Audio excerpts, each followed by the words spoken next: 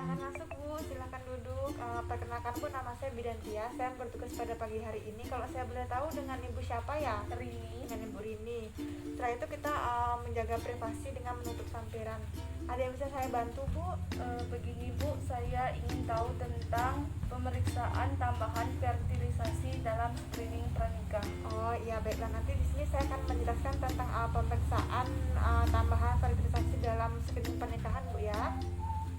Yang pertama nanti saya akan menjelaskan tentang pemeriksaan semen, ada pemeriksaan suhu basal, setelah itu ada pemeriksaan nodul serviks, tes frame, dan uji pasca senggama Bu ya.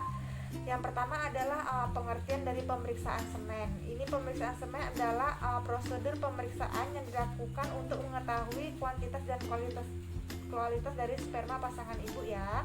Setelah itu cara pemeriksaannya nanti bisa pasangannya ibu membersihkan tangan dan penis dengan sabun dan air yang bersih ya. Setelah itu dikeringkan.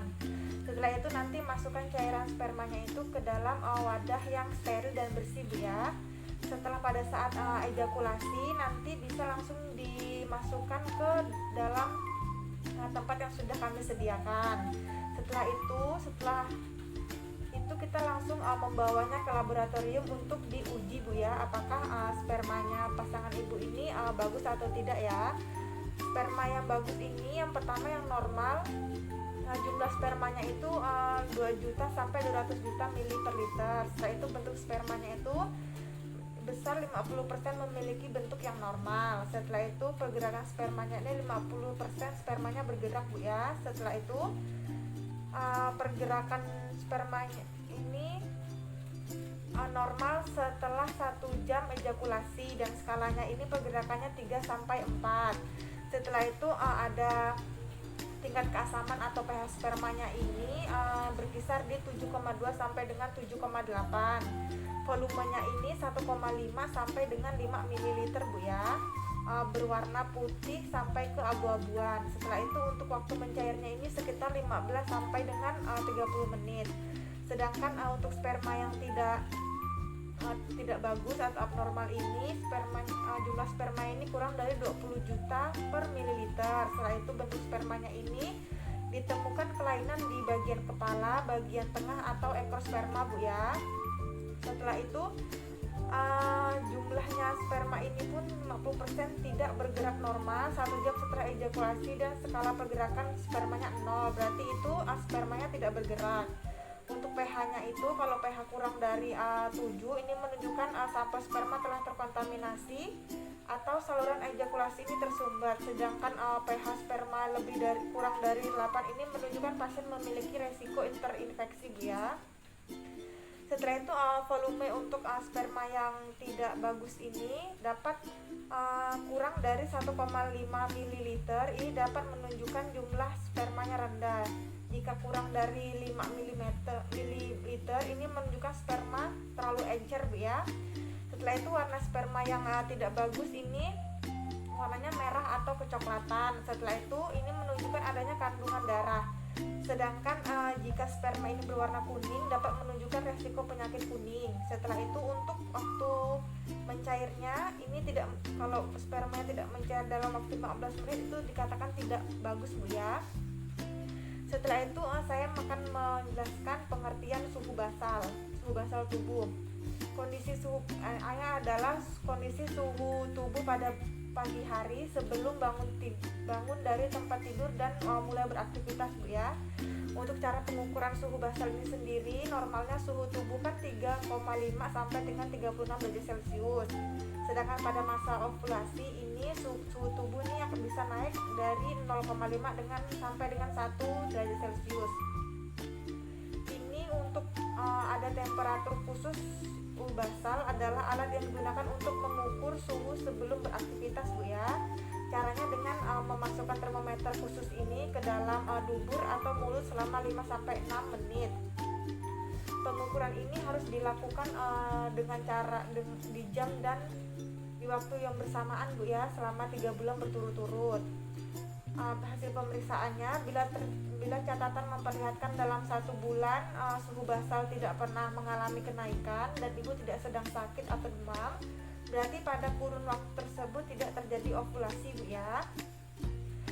itu ada pengertian pemeriksaan lendir serviks. Ini adalah cairan kental yang diproduksi oleh kelenjar di leher rahim atau serviks. Lendir serviks juga disebut dengan lendir masa subur. Ini untuk mengetahui masa subur seorang wanita.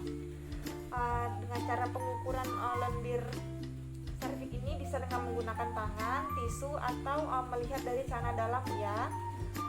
Setelah itu hasil pemeriksaannya, selama masa menstruasi kan produksi lendir dari rahim berada di titik terendah. Pada masa ini lendir umumnya lebih lengket, kental, dan padat Bu ya.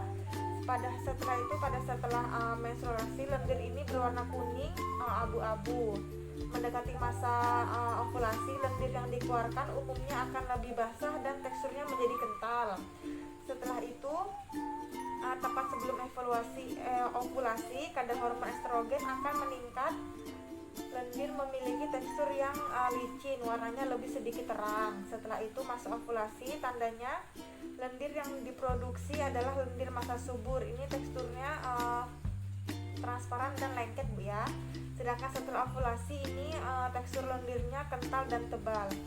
Setelah itu untuk pengertian selanjutnya adalah pengertian case friend. Ini merupakan pemeriksaan pada serviks untuk melihat pola terbentuknya friend atau daun pakis Bu ya. Cara pemeriksaannya ini yang pertama dengan menggunakan spekulum vagina. Setelah itu serviks didilasi atau dibuka.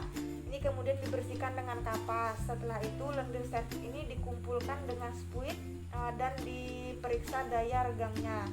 Sebagian lendir ini akan digesekkan pada kaca objek slide, dikeringkan kemudian diperiksa dengan mikroskop ya. Hasil pemeriksaannya ini ada fase non-verning. Ini tidak ditemukan pola friend, hanya terdapat titik-titik atau gelembung udara. Setelah itu pada fase transisional ini terdapat gambaran titik dan garis atau pola sedikit pola friend. Keadaan ini terjadi pada saat mendekati masa ovulasi. Setelah itu ada fase friend. Ini terdapat pola friend dengan jelas. Kemudian ini terjadi pada saat wanita mengalami ovulasi dan merupakan hari paling subur Bu ya. Setelah itu ada pemeriksaan uji pasca senggama. Ini merupakan penilaian interaksi spermatozoa dengan mukosa serviks uteri dalam kondisi in vivo. Uji pasca senggama ini harus dilakukan selama kualitas mukosa, yaitu periode ovulasi. Pasangan ini dianjurkan senggama 2 jam sebelum dilakukannya pemeriksaan. Setelah itu ada tampilan serviks dengan spekulum tanpa minyak. Setelah itu cairan fonik posterior diaspirasi dengan spuit tuber tanpa jarum. Setelah itu kemudian gunakan spuit yang lain untuk mengambil mukosa di cornix cervix.